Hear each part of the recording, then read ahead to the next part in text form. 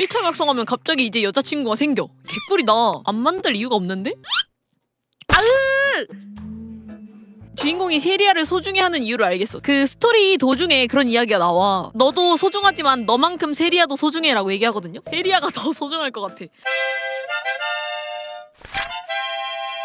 디멘션 워커 차원의 저편의 비밀을 연구하는 마법사. 오 진짜 크툴루구나. 우주적 존재다라는 이야기를 듣기는 했는데 진짜 이거 그냥 촉수네. 어떻게 얘를 선택했지? 그리고 얘는 어쩌다가 얘가 좋아진 거지? 그냥 가끔씩 세상에는 알 수 없는 이상성욕자가 있기 마련이니까 라고 생각하면은 뭐 이해 못할 것도 없긴 하지요. 나일리 당신 차례입니다. 계약을 이행하세요. 비록 한순간의 변덕이라 할지라도 약속은 약속이니 섭리를 벗어난 모든 부정을 세상의 저편으로 추방하세요. 리알리인데요. 니알리. 니알리.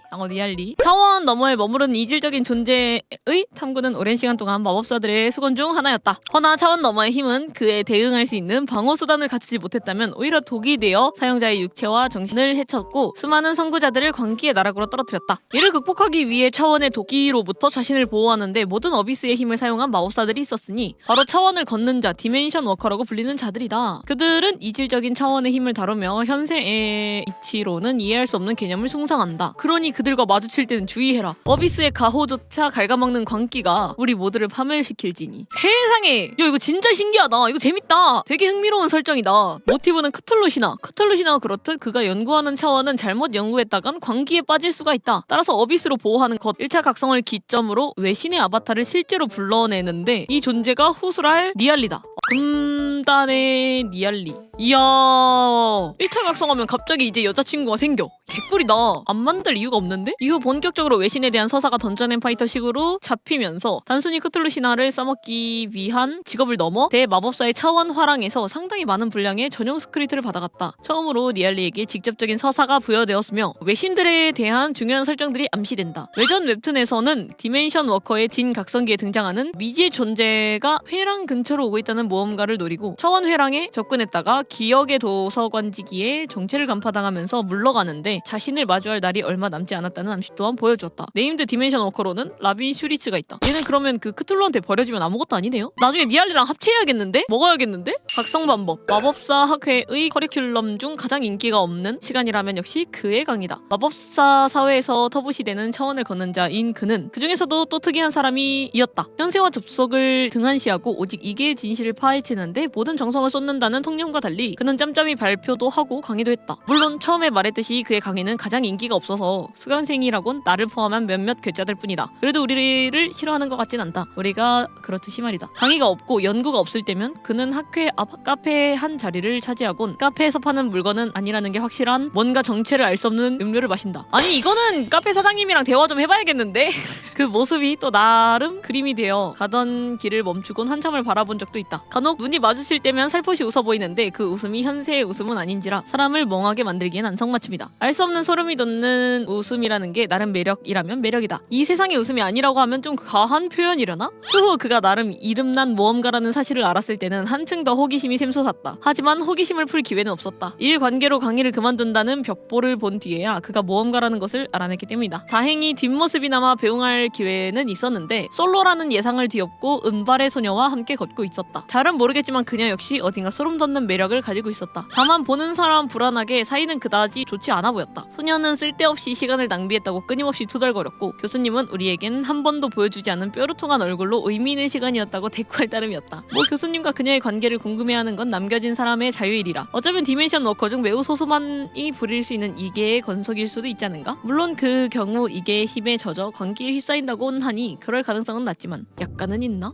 언젠가 그가 돌아온다면 조금은 더 확실해지겠지. 그렇게 쓸데없는 추측을 하면서 나는 오늘도 강의실로 향한다. 디멘션 워커의 각성 퀘스트는 샤란이 차원학을 연구하다가 호련히 떠나버린 다른 마법사의 논문을 소개하는 것에서 시작된다. 모험가는 논문을 구해 읽는데 그 논문은 덧붙일 내용이 있어 수정을 요구한다. 허나 그것 마법사 학회에 들어가야만 가능하기 때문에 플레이어는 사망의 탑에 올라 학회에 들어갈 자격을 얻는다. 다른 마법사들이 하지 못한 일을 이룬 모험가는 정식으로 학회의 일원으로 인정받지만 모험가가 수정을 요구한 부분은 부분은 받아들여지지 않는다. 학회에서는 모험가에게 괴짜라는 뜻의 irregular라는 칭호를 주지만 샤란이 지적하듯 이건 모험가를 놀려먹고자 붙인 칭호였다. 허나 진짜로 괴짜인 모험가는 진짜로 그 칭호를 쓰기로 결심하며 각성 퀘스트가 끝난다. 각성 문구에서 꽤나 흥미로운 내용을 보여주는데 정황상 모험가가 읽고 흥미를 느낀 그 논문의 저자가 학회에서 강의를 하다가 돌연 휙 떠나버렸다는 디멘션 워커 라빈 슈레즈로 보여진다. 이것을 보면 니알리가 사실 하나가 아님을 보여주는데 사실 니알리 토탭이 인간에게 관심을 가지고 있으며 인간 세계에 자신의 아바타들을 여러 번의 인간들을 관찰한다는 러브크래프트의 원작 설정을 미루어 보자면 그다지 특이할 일은 아니다. 니알리 토탭. 니알라 토탭은 그거네요. 요즘 유행하는 폴리아모리네요. 심지어 빨간 약도 개매운데 폴리아모리야. 와 진짜 힘들다. 주인공이 세리아를 소중히 하는 이유를 알겠어. 저 처음에 좀 바람둥이 계열인 것 같아서 좀 싫다고 생각을 했었거든요. 그 스토리 도중에 그런 이야기가 나와. 너도 소중하지만 너만큼 세리아도 소중해라고 얘기하거든요. 세리아가 더 소중할 것 같아. 아무튼 2차 각성 방법. 나를 바보라고 말해도 돼.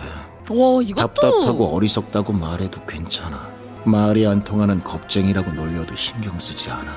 평범한 삶에 안주하면서 하루하루에 감사하며 살아가는 너희들의 모습을 보는 것만으로도 난 충분히 즐거우니까. 그러니 인정할 수 없는 거야. 입에 담기도 두려운 존재들의 유희로, 운명을 앞세운 광신의 제물로 행복하게 살 권리를 가진 모두가 어머나. 아무것도 알지 못한 채 허무하게 끝을 맺는 이 일그러진 현실을 난 결코 인정할 수 없어. 그러니까 어쩔 수 없는 거야. 종착지가 지옥 밑바닥이든 아니면 차원 저편에 부서진 하늘이든 덧없는 현실과 일그러진 진실 사이에서 나는 그저 걸어갈 뿐이야. 승천의 날까지.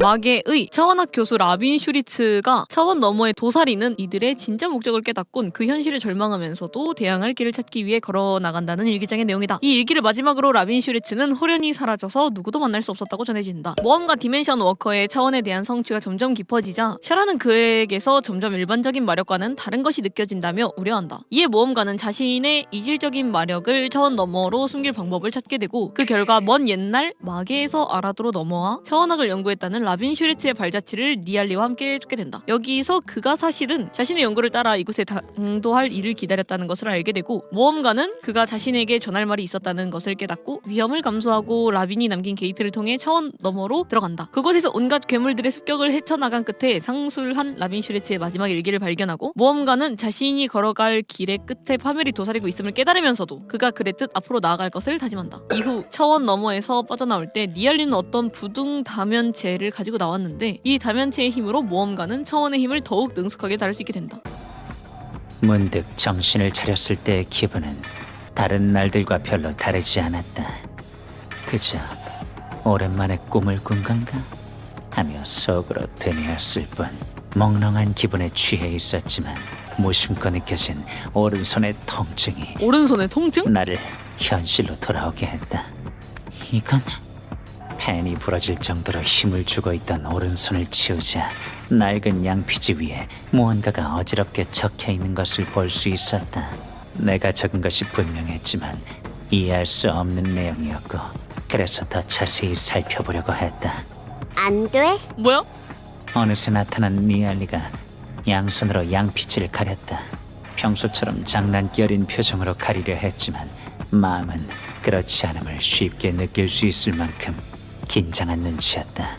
나는 그녀의 말에 굳이 토를 달지 않았고 니알리는 절대 보지 말라고 말했으면서도 정작 양피지를 빼앗아 가지는 관찰하려고 이 자식이 아니. 관찰하려고 양피지를 만지고 싶지 않은 것 같기도 했다. 그리고 그날 이후 나는 단 한순간도 잠들지 못했다.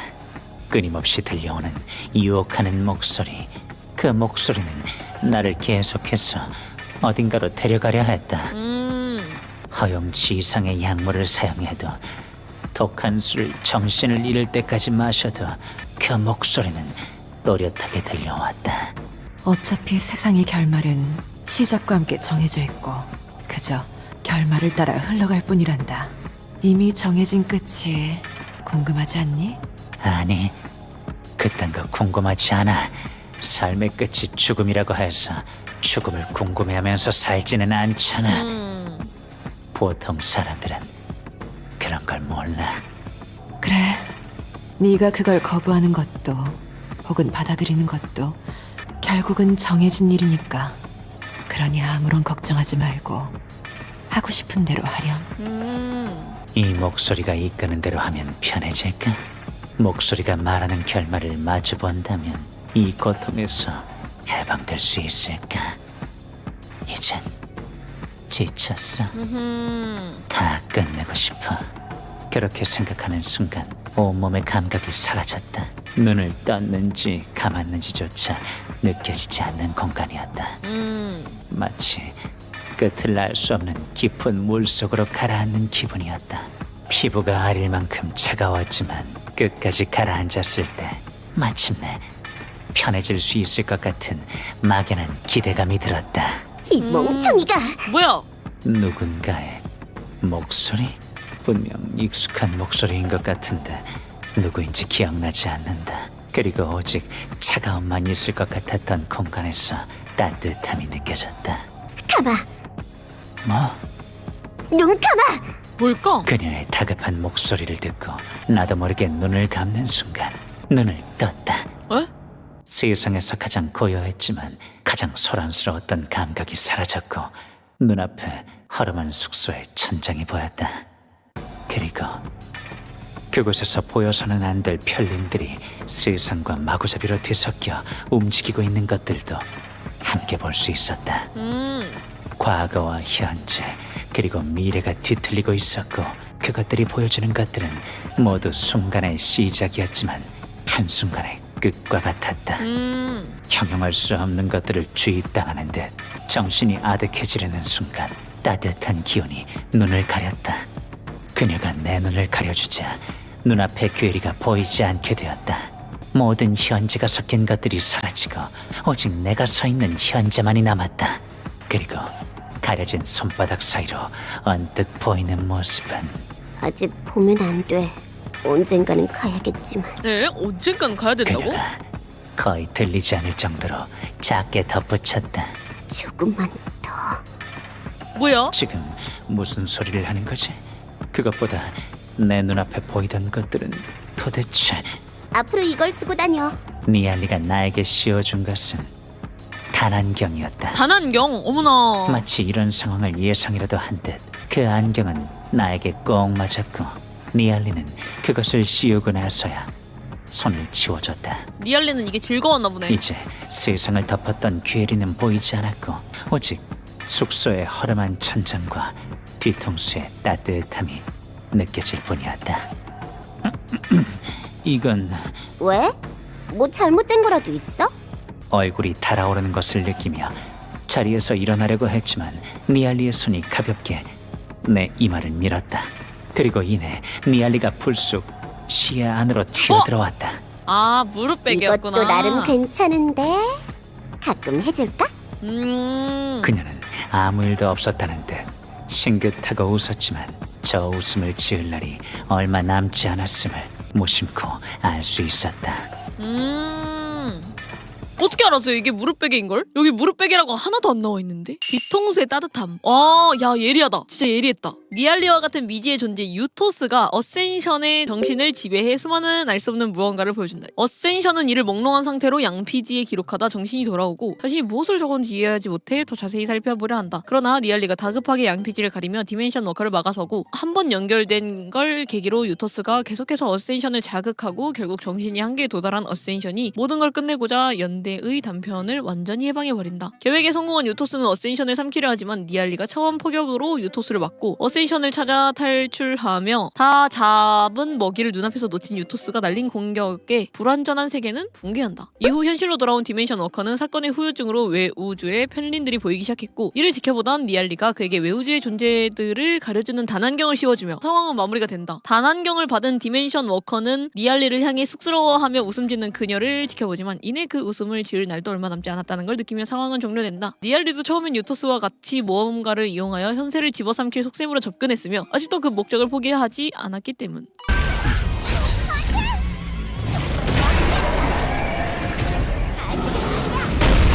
아직 일러라고 얘기하네? 아, 이 일러스트구나. 컷신 버전이. 아, 개 귀엽다. 디자인이 너무 이뻐. 단안경 너무 잘 어울려. 근데 진짜 디멘션 워커 스토리가 제일 흥미롭다. 알 수 없는 존재에 대한 인간의 갈망 때문인가? 아, 이렇게 얘기하니까 진짜 씹덕 같다. 메이드복 입고 할 얘기는 아니지만.